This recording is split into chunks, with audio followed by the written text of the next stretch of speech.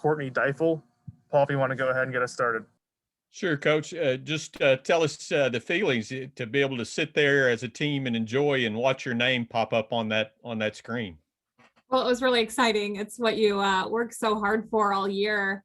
And I'll tell you this, the feeling tonight's a lot different than the feeling the first couple years when we were hoping to see our name.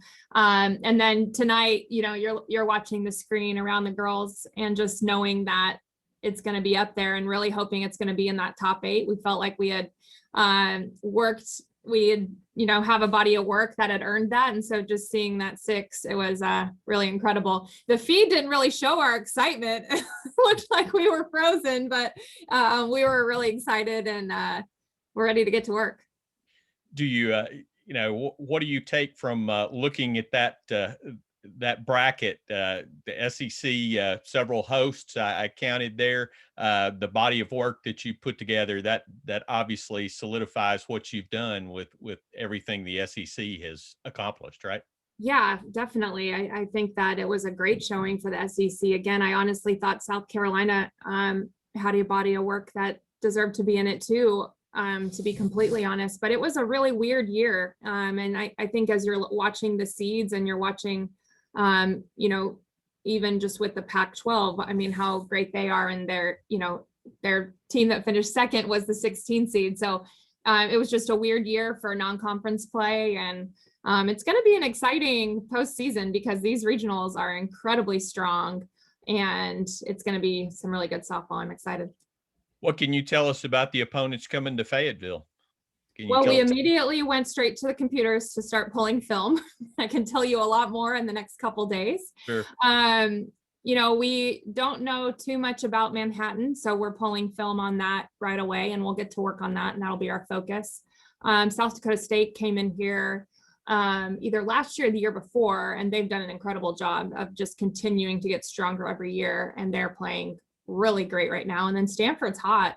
I think Alistair's done a great job there. And, we were talking about Stanford, and just with our coaches, they're playing their best softball right now, as is South Dakota State. So it's going to be interesting. We have our work cut out for us, and we're ready for that. What do you take from where's your team right now? You feel like, I mean, you got the one game in like 17 or 18 days. If you look at that, how do you approach that as a team and as a coach?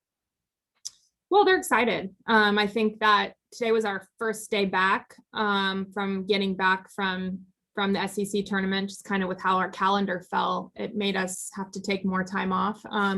So we had a great practice. There was a great energy about them, this really great vibe, and everything that they kind of brought to the table today was, we're not looking back, we're looking forward.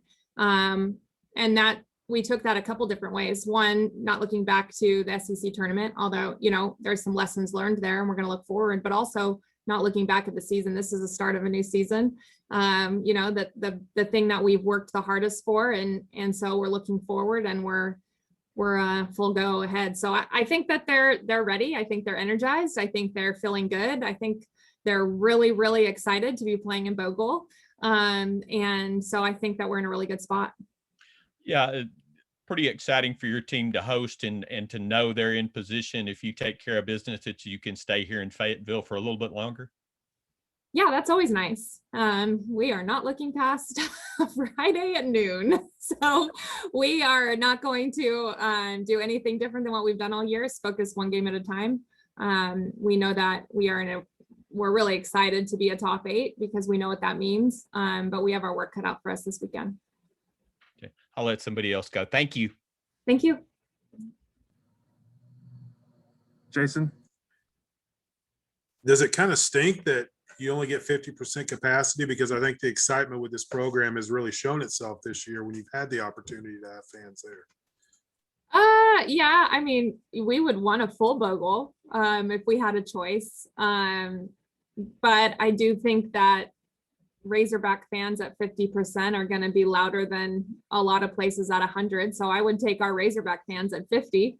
But I mean, would we want more? Yeah, absolutely. But 50% at Bogle with our fans, it's going to be a pretty good atmosphere.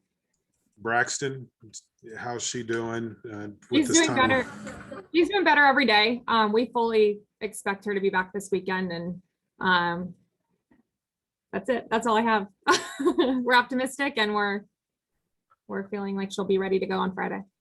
How do you feel about just where your team is? I know Paul kind of asked you about it, you know, just where you are now, mentally, physically ready to go for what's going to be, should be a good postseason run for you guys. Well, we're definitely rested, which is nice. I think that, you know, after a long season, a 50 plus game season, you start to feel those aches and pains. And I feel like right now our team's feeling really good. You know, in our bullpens today, I was like, man, you guys just look like you feel good. And they're like, yeah, you know, they just feel like they've had the rest that you don't usually get this time of year. And obviously there's another side to that of not playing a ton. And I get that question also, I get that, but I feel like we're in a good spot. I feel like they're ready to go. I don't think they're flinching at the fact that they've had, you know, they haven't played a lot of games. I think that's definitely more in our benefit than the alternative.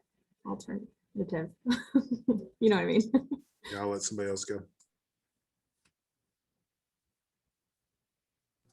Have any questions for Coach Deifel? All right, Courtney, I have to ask this. Take it back to your playing days. What was it like with Stanford? Was it the hated rival? Was there a little mutual respect? When you see Stanford, what goes through your mind flashing back? Well, it's a very heated rivalry between Cal and Stanford. So I think that still continues on. But I have a great respect for Alistair and what she's done there and at Minnesota. So I think that, you know, you always want to beat Stanford as a Cal grad. So I don't know that I can spin it in a nice way. You just always want to beat them.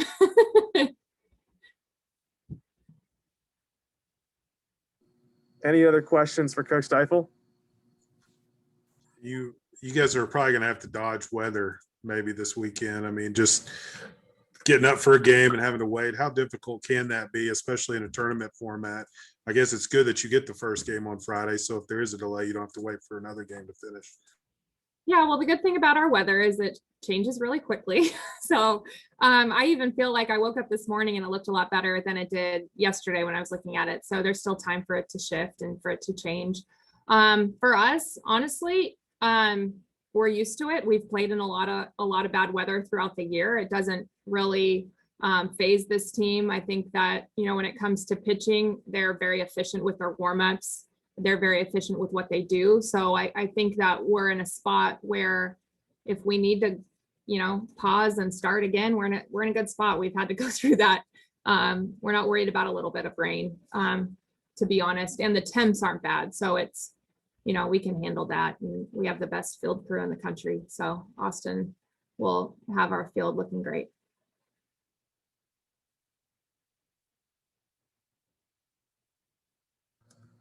Any more questions? All right, that will wrap us